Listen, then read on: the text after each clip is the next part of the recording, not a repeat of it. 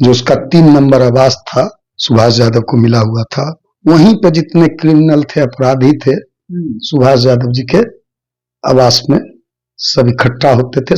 चुनाव का साल है, बेटा के लिए टिकट चाहिए तो डाले तो करें हमारे साला, उसके साला हम है, ये नहीं है। अब इसका जवाब तो तेज प्रताप यादव जी ही देंगे। साधु यादव ने यह भी आरोप लगाया सुभाष यादव पर, लालू यादव जी की सरकार यदि बिहार से गई तो उसके पीछे सुभाष यादव ही बड़ा कारण है। उन्हीं के कारण बिहार में भारतीय जनता पार्टी के जो चिरकुट टाइप के प्रवक्ता है आदरणीय लालू यादव जी पे हमलावर हो गए। भारतीय जनता पार्टी, इसके पीछे पूरी तरह से भारतीय जनता पार्टी। नमस्कार, स्वागत आपका लाइव बिहार में। मैं आपके साथ है संजीव सिंह। लालू प्रसाद यादव के शासनकाल को लेकर के लगातार जो है विपक्ष के लोग ये कहते नजर आते हैं कि उस वक्त जो है पिछड़ों का शासन था, दलितों का शासन था। और देखिए अब लालू प्रसाद यादव के जो साले हैं सुभाष यादव, वो बता रहे थे कि उस वक्त किसका शासन था। देखिए साफ साफ साधु यादव के जो भाई हैं सुभाष यादव, उन्होंने बड़ा आरोप लगाया और कहा है कि अपहरण का जो डील है वो सीएम हाउस में होता था। और देखिए इसको लेकर के हम बातचीत करेंगे। राष्ट्रीय लोक जनशक्ति पार्टी के जो राष्ट्रीय प्रवक्ता हैं श्रवण अग्रवाल जी, सीधे जुड़ते हैं, बातचीत करते हैं। सुभाष यादव के बयान को कैसे देखते हैं? 35 साल के बाद सुभाष यादव जी को याद आया है कि लालू यादव जी के आवास पर फिरौती के रकम अपहरण जो होते थे, फिरौती के रकम को लेकर लालू यादव ही पंचायती करते थे। तो लालू यादव जी 1990 में मुख्यमंत्री बने। 35 साल पुरानी बात है, आज उनको याद आ रहा है। और आज हमने देखा है उनके दोनों जो बड़े भाई हैं, लालू यादव जी के 2 बड़े और जो साले हैं साधु यादव जी, प्रभुनाथ यादव जी। साधु यादव जी ने एक चैनल को बयान दिया है कल दिल्ली में कि सुभाष यादव ही, जो उसका 3 नंबर आवास था पटना में, सुभाष यादव को मिला हुआ था। वहीं पे जितने क्रिमिनल थे, अपराधी थे, सुभाष यादव जी के आवास में सब इकट्ठा होते थे। सुभाष यादव जी ही, लालू यादव यदि बदनाम हुए सुभाष यादव के कारण ही हुए। साधु यादव सुभाष यादव पर आरोप लगा रहे हैं। साधु यादव ने यह भी आरोप लगाया सुभाष यादव पर, जो उनके बड़े भाई हैं, कि राष्ट्रीय जनता दल की सरकार यदि गई बिहार से, लालू यादव जी की सरकार यदि बिहार से गई तो उसके पीछे सुभाष यादव ही बड़ा कारण है। उन्हीं के कारण बिहार में बदनामी हुई सारा। और यह बात प्रभुनाथ यादव जो सबसे बड़े साले हैं, जो साधु यादव सुभाष जी के सबसे बड़े भाई हैं, उन्होंने भी आरोप लगाया है। तो आप 35 साल बाद याद आ रहा है। और ये 20 साल से जो एक व्यक्ति की सरकार चल रही है बिहार में, नीतीश कुमार जी की, 20 साल में अब तो बिहार में यह हाल हो गया है, अपराधियों की भरमार है, अपराधियों का बहार है। चुनावी साल है, चुनावी साल में इस तरह के बयान देखते हैं। बिहार में अभी जो माहौल है, जो वातावरण है, अपराध चरम सीमा पर है। अपराधी पूरी तरह से नीतीश कुमार जी के शासनकाल में बेखौफ हैं। कोई ऐसा दिन बिहार में नहीं बीतता। अभी जो माहौल है दहशत का, खौफ का, अपराधियों की बहार है, नीतीश कुमार है, अपराध बेशुमार है, फिर भी नीतीश कुमार है। तो यह जो नीतीश कुमार का सुशासन वाला मॉडल है, जिसमें अपराधी को खुली छूट है, सत्ता प्रतिष्ठान अभी जो है बिहार में, वह अपराधियों को संरक्षण दे रहे हैं। सत्ता के संरक्षण में सत्ता संरक्षित अपराध हो रहे हैं। कैसे ये आरोप आप लगा? अरे अभी 5-6 दिन पहले पूर्णिया में खुलेआम 2 लड़कों ने एकदम बंदूक के नोक पे एक लड़की का अपहरण कर लिया। अभी तक कोई कार्रवाई नहीं हुई है। नीतीश कुमार जी का घर है नालंदा डिस्ट्रिक्ट, 3 महिलाओं का, लड़कियों का अपहरण कर गोली मार दिया गया, अपहरण हत्या कर दिया गया। एक घटना नहीं है, सैकड़ों घटनाएं हैं। 2023 का सब आंकड़ा है। 2023 में देख लीजिए, यह देख लीजिए आप, भारत टाइम्स का है, एनबीटी का, यह देखिए 2023 का है एनबीटी का। अपहरण पर अपहरण, लगातार वारदातों से खौफ, क्या बिहार में खड़ा हो गया किडनैपिंग इंडस्ट्री। ये देखिए 2023-24 का। तो सुभाष यादव को बिहार में जो बिहार पुलिस का जो क्राइम का ग्राफ है, क्राइम का रिकॉर्ड है, उसको निकालकर उस पर चर्चा करना चाहिए, न कि 35 साल पुरानी बातों को, गड़ा हुआ मुर्दा को खाना चाहिए। 35 साल पुरानी बातें वो कह रहे हैं और चुनावी साल है, इस तरह का क्या सुभाष यादव राजनीति में आना चाह रहे हैं क्या? देखिए, सुभाष यादव का यह बयान नहीं है। कल जिस तरह सुभाष यादव के बयान पर पूरी की पूरी भारतीय जनता पार्टी की फौज खड़ा हो गई और सारे के सारे भारतीय जनता पार्टी के जो चिरकुट टाइप के प्रवक्ता है, सारे के सारे जो आदरणीय लालू यादव जी पे हमलावर हो गए। किसका बयान है? सारे कल आपने देखिए ना, सारे जो भारतीय, हम काहे चिरकुट प्रवक्ता सबका नाम लेंगे? हम तो बयान कौन दिलवाए, आपको क्या लगा? भारतीय जनता पार्टी, इसके पीछे पूरी तरह से भारतीय जनता पार्टी है। भारतीय जनता पार्टी के इशारों पर, क्योंकि सुभाष यादव जी के जो पुत्र हैं वह चिराग पासवान जी के पार्टी में है।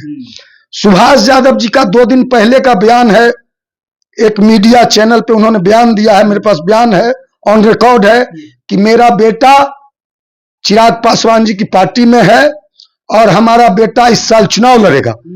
तो मीडिया ने पूछा भी कि कहां से लड़ेगा आपका बेटा, गोपालगंज से लड़ेगा कि छपरा से लड़ेगा? बोला पूरे बिहार में हमारे बेटा को एनडीए चिराग पासवान कहीं से भी टिकट देगा तो हमारा बेटा चुनाव लड़ेगा। तो राजनीतिक फायदे के लिए वो ये बात बोल रहे हैं? वह, क्योंकि सुभाष यादव का जो अतीत है वह लालू यादव जी के अतीत को बता रहे हैं। लालू यादव जी तो सामाजिक न्याय के, लालू यादव जी के कृपा से राज्यसभा में गया, लालू यादव के कृपा से विधान परिषद का सदस्य बना, एमएलसी बना, लालू यादव के कृपा से बिहार विधान परिषद में नौकरी भी उस व्यक्ति की हुई थी जो व्यक्ति लालू यादव जी के बारे में भाजपा के इशारे पे बयान दे रहा है।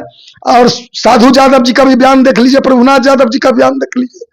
तो जो अतीत है सुभाष यादव का, वह चाहते हैं कि चिराग पासवान जी के पार्टी से मेरा बेटा लड़े और भारतीय जनता पार्टी जो सर्टिफिकेट दे दे, अनापत्ति प्रमाण पत्र, कि भारतीय जनता पार्टी हमारे अतीत को देखते अरंगा नहीं लगावे, तो वह भारतीय जनता पार्टी को खुश करने के लिए इस तरह का बयान कल दिए हैं।